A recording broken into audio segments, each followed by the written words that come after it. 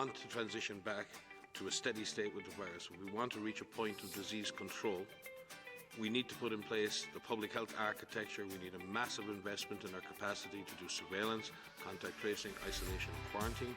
We need very good information systems. We need a highly educated, engaged and empowered communities around the world who understand what to do if they're sick, where to go, have access to a doctor, to a nurse, to testing, to isolation, to quarantine. And at the same time, we strengthen our healthcare system to deal with those who are very sick. And all the while developing new therapies and vaccines to solve this problem once and for all. If we want to reach that situation where we can live with this virus and have our economies back on track, we must make those other investments. As we do that, there will always be the chance, as we lift and as governments lift shutdowns, lockdowns, as people go back to school, we have to have in place to protect almost a safety net, the other things in the system that can trigger and maybe and may happen.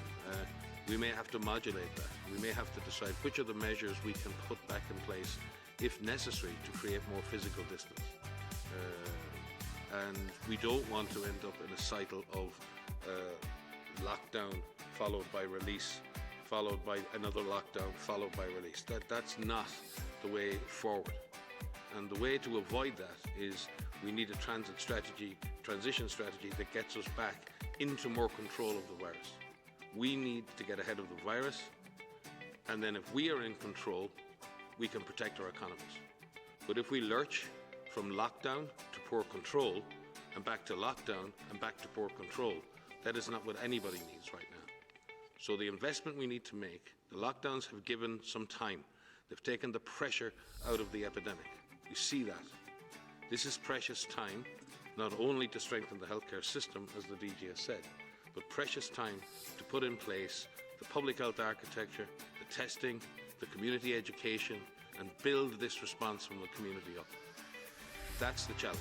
And if we do that, we have a chance of transitioning back into a life, an economic and social life, that may, in some senses, not be the same again.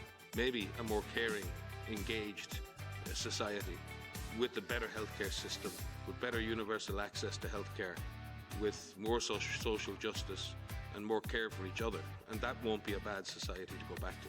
So from my perspective, we need to work hard now to put in place the comprehensive architecture of public health and healthcare if we're going to